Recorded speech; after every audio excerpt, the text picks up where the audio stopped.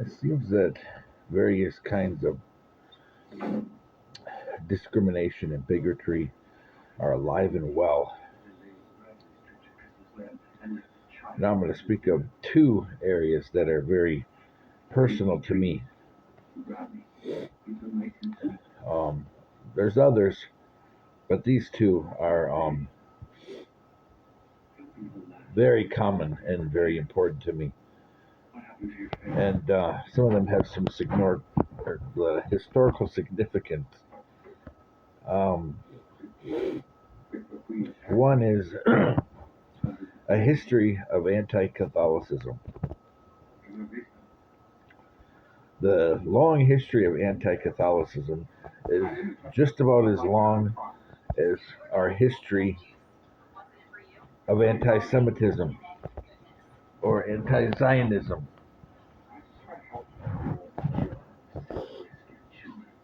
And yes, the two are intertwined. Sadly, there are people of Jewish descent who are Jewish who are, both conservative or liberal side of the spectrum that are against Israel. They're against there being a place where Jews are safe, a place where their culture is important, their religion is important, their ethics, their history is important. Some people are against that. But sadly, in our country, we have a long history and it's still ongoing. It changes shape, but anti Semitism rears its ugly head all the time. Right now, it's within the conflict between the Israeli and Palestinian sides of the border fence. And sorry, I'm trying to watch a little critter getting in some mischief. But people fail to report truly what goes on there. And no matter what the news article, it's always against Israel, always. But now people who have studied terrorism or have looked for bombs for a good chunk of their lives know that terrorists use all kinds of ploys. Especially our men and women who've been forward deployed in places like Afghanistan, Iraq, Yemen, Djibouti, Somalia, Bosnia. They know the depths that terrorists will go to strike terror. But of course, the news media doesn't focus on that. They focus on retaliatory strikes, which are not retaliatory in nature. Retaliation means you are returning violence without a purpose just because somebody hurt you. When somebody sends in a strike that is a precision strike that has we'll call it the value of an incision. It's to make a cut and then to remove something. That's what Israel does. That's what the U.S. does. Not saying nobody messes up. Computers can make mistakes. Intel can be wrong. Machines can act up. But the intention is never to harm those who are innocent.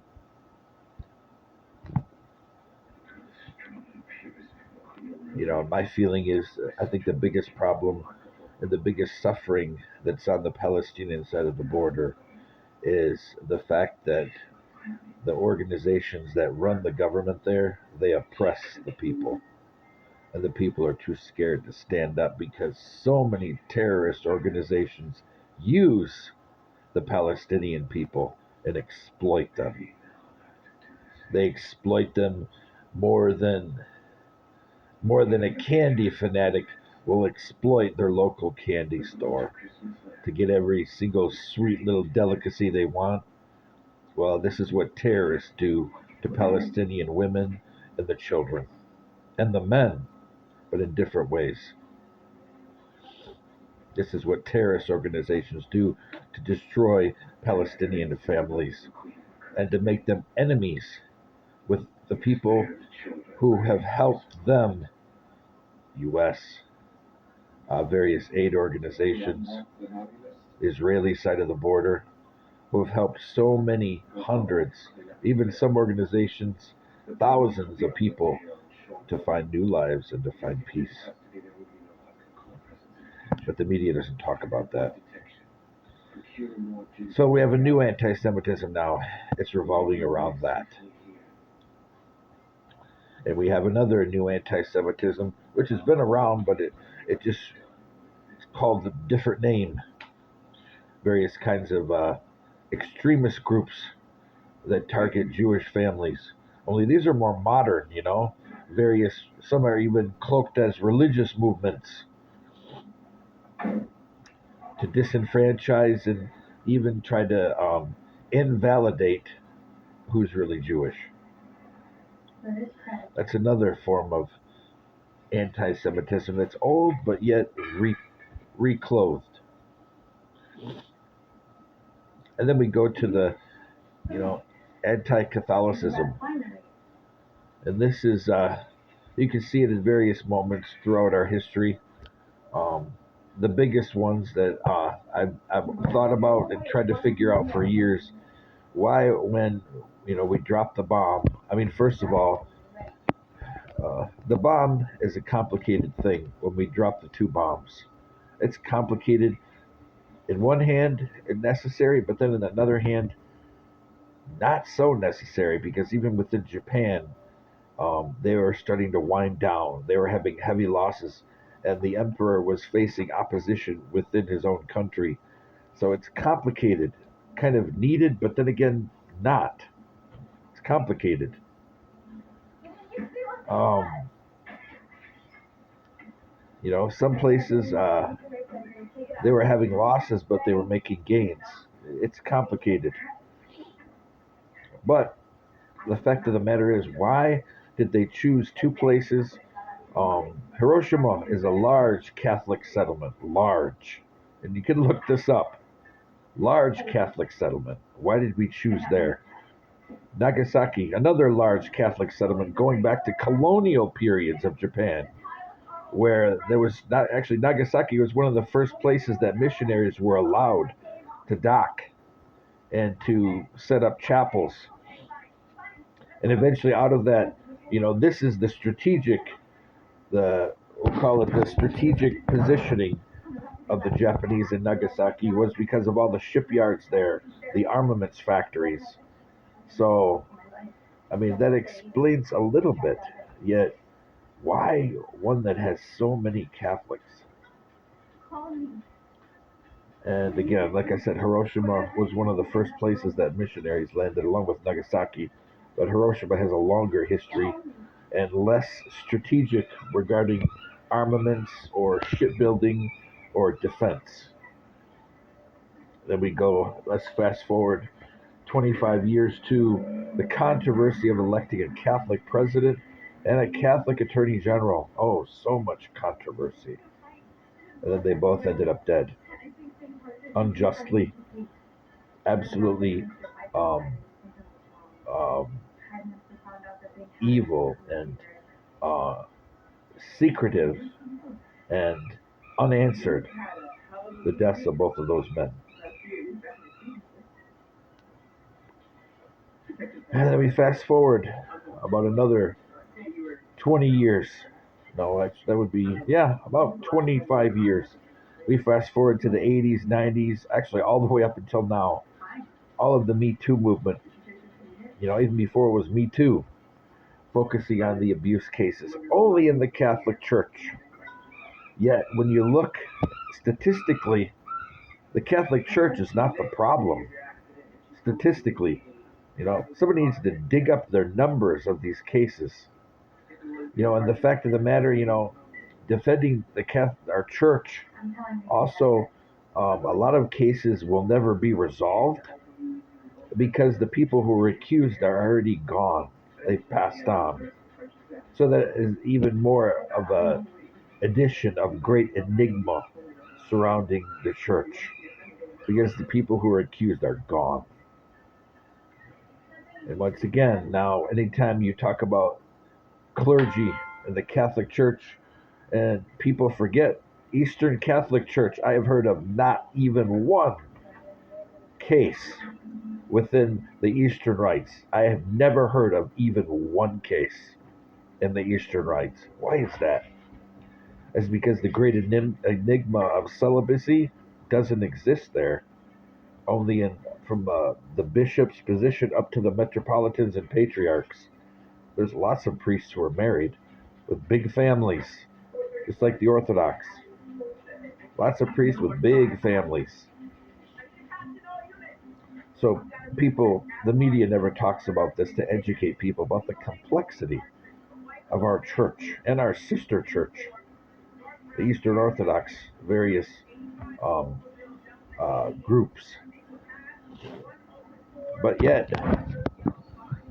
always target our clergy. Now, even a priest has to have a security guard uh, in the sanctuary because priests are being attacked in the middle of mass, or people are running forward. I don't know if this is true. People are running forward while various Eastern rites, whether Catholic or Orthodox, running up towards the iconostasis to also panic people.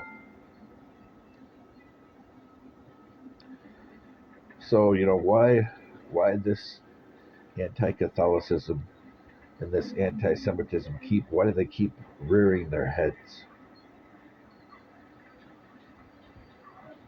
We're not the problem here.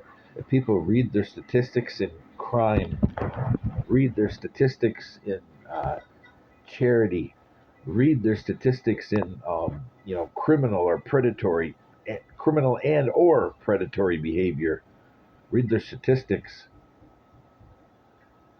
as far as people that are anti-patriots. They don't like this country. They criticize it. They try to undermine it. We're not the problem. I really think that we still need to reevaluate some of our priorities and really identify who are the real threats inside of our country. And the news media especially needs to step away from yellow journalism, step away from showmanship in their journalistic endeavors and focus on truth. And stop trying to politicize and destroy our church, our families, our standing in this country. And the same, trying to politicize and scandalize the Jewish community, especially now people either working or going to school for a higher education, trying to scandalize or shame Jewish students or Jewish professors or Jewish administrators, or Catholic ones trying to turn Catholics who side with Israel against Catholics who don't know the full picture of what's going on in the Palestinian side and pit them against each other. When a good journalistic endeavor would involve truth and truly educating people, the Palestinian people are not the problem. Neither are Israelis or IDF or Mossad. They're not the problem. Knesset's not the problem.